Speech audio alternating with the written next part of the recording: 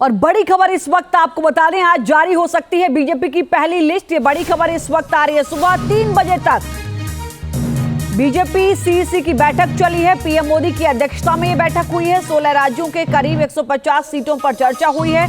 सूत्रों के हवाले से ये बड़ी खबर इस वक्त आपको बता दें, लोकसभा चुनाव को लेकर देर रात तक बीजेपी की यह बैठक, केंद्रीय चुनाव समिति की यह बैठक हुई।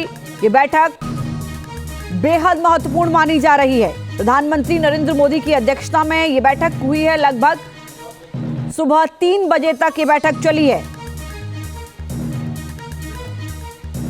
और इस बीच एक और बड़ी खबर, यूपी की 50 से ज्यादा सीटों पर चर्चा हुई है इस बैठक में। यूपी में एनडीए सहयोगियों के लिए 6 सीट छोड़ेगी बीजेपी, ये सूत्रों के हवाले से खबर। एमपी की सभी सीटों पर चर्चा हुई है। शिवराज को भोपाल से चुनाव लड़ाना चाहती है बीजेपी। असम की सभी सीटों पर चर्चा हुई, जहां असम में एजीपी को 2 सीट, एपीपीएल को 1 सीट दे सकती है भारतीय जनता पार्टी एनडीए। ये बड़ी खबर इस वक्त आपको बता दें। संवाददाता सैयद आमिर इस वक्त हमारे साथ जुड़ चुके हैं। सैयद आमिर, ये बैठक बेहद महत्वपूर्ण हो जाती है। उम्मीद तो ये भी कि इस बैठक के बाद क्या नामों का ऐलान भी संभव हो पाएगा, जो उम्मीदवारों के नाम पर चर्चा हुई होगी। सुबह 3 बजे तक ये बैठक चली है, क्या कुछ जानकारी? देखिए, करीब 150 से ज्यादा सीटों पर इसमें चर्चा हुई है। इसमें अगर हम देखें तो उत्तर प्रदेश, इसके अलावा राजस्थान, मध्य प्रदेश, असम और तमाम राज्यों को लेकर के बैठक हुई है और उसमें तमाम मुख्यमंत्री भी शामिल किए गए थे। और आपको बताएं कि उत्तर प्रदेश को लेकर के सबसे बड़ी खबर इस समय है, क्योंकि करीब 50 सीटों से ज्यादा सीटों पर जो है चर्चा हो चुकी है। और आज शाम तक माना जा रहा है या कल सुबह तक जो है 125 से 150 उम्मीदवारों के नाम पहली लिस्ट जो है वो जारी कर सकती है केंद्रीय चुनाव समिति की तरफ से। तो कहीं ना कहीं ये बहुत बड़ी एक खबर है, खासतौर पे उन राज्योों के लिए जो बड़े राज्य हैं उनको लेकर के मंथन हुआ है। देर रात तक आपने देखा कि 3:30 बजे तक ये मंथन हुआ, प्रधानमंत्री जब निकले वहां से। और इस बैठक को, ये बैठक जो है 4 घंटे तक बैठक जो है चली है और अलग अलग राज्यों से जो है इनपुट्स लिए गए हैं। और ये जो सूत्रों की हवाले से खबर आ रही है हमारे पास कि करीब 50% से ज्यादा नए चेहरे आपको देखने को मिल सकते हैं इस बार बीजेपी के टीम में। तो कहीं ना कहीं एक महत्वपूर्ण बैठक रही है और आगे भी बैठक इसकी होगी। बहुत शुक्रिया विस्तार से जानकारी दी आपने। तो आपको बता दें कि तमाम राज्यों के मुख्यमंत्री भी इस मीटिंग में शामिल हुए हैं। शिवराज सिंह चौहान हो, मुख्यमंत्री योगी आदित्यनाथ हो, चाहे राजस्थान, चाहे छत्तीसगढ़, तमाम मुख्यमंत्री इसमें शामिल हुए हैं। उम्मीद ये की जा रही है कि बहुत जल्द आज हो सकता है कि उम्मीदवारों के नाम सामने आ जाएं। इसी पर एक रिपोर्ट आपको दिखाते हैं।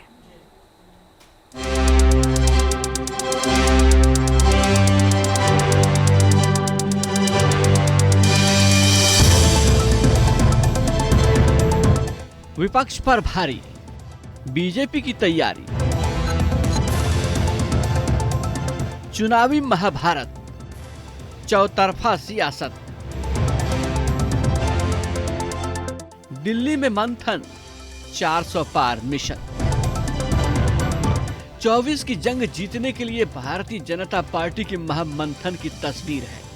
हर राज्य, हर सीट, हर बूथ पर जीत के लिए सधी हुई रणनीति तैयार है। अब की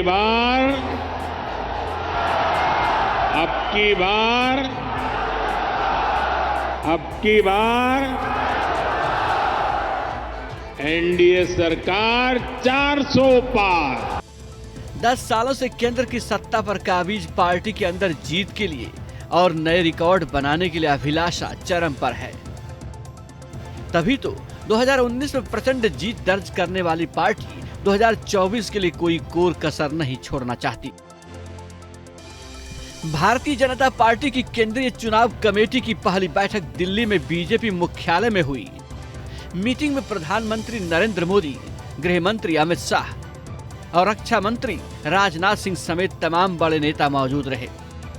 इसके अलावा बीजेपी शासित राज्यों के सीएम भी मीटिंग में हिस्सा लेने पहुंचे। मीटिंग में 2014 और 2019 के लोकसभा चुनाव में हारी हुई सीटों पर चर्चा हुई। साथ ही ये भी कहा जा रहा है कि कमजोर सीटों पर सबसे पहले प्रत्याशियों की घोषणा की जाएगी। संभावना जताई जा रही है कि जल्द ही 100 से 120 सीटों पर कैंडिडेट घोषित किए जा सकते हैं।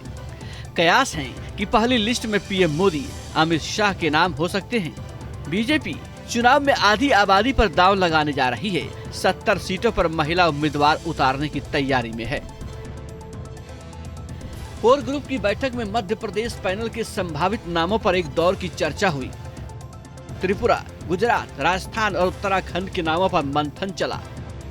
बीजेपी पार्टी स्तर के साथ ही गठबंधन स्तर पर भी ऐसे तमाम प्रयासों को धार देने में जुटी है जिससे 400 प्लस का टारगेट पार हो जाए। असम की 14 लोकसभा सीटों पर बीजेपी का सहयोगी दलों से समझौता हो गया है।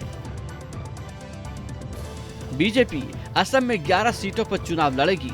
असम गण परिषद को बारपेटा और धुबरी सीट, जबकि यूपीपीएल कोकराझार से कैंडिडेट उतारेगी।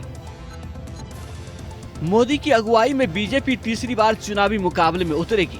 जनता के लिए चुनावी मुद्दे और विपक्ष पर वार के हथियार को धार दे दी गई है। बड़े चेहरों पर भी दांव लगाने की तैयारी की जा रही है। निर्मला सीतारमण को कर्नाटक, एस जयशंकर को केरल या तमिलनाडु, तो भूपेंद्र यादव को हरियाणा या राजस्थान और धर्मेंद्र प्रधान को ओडिशा से उम्मीदवार बनाया जा सकता है। चुनाव के करीब 100 दिन बचे हैं। टारगेट, रणनीति, एजेंडा और मुद्दे सब तय हैं। जीत की हुंकार भरी जा चुकी है।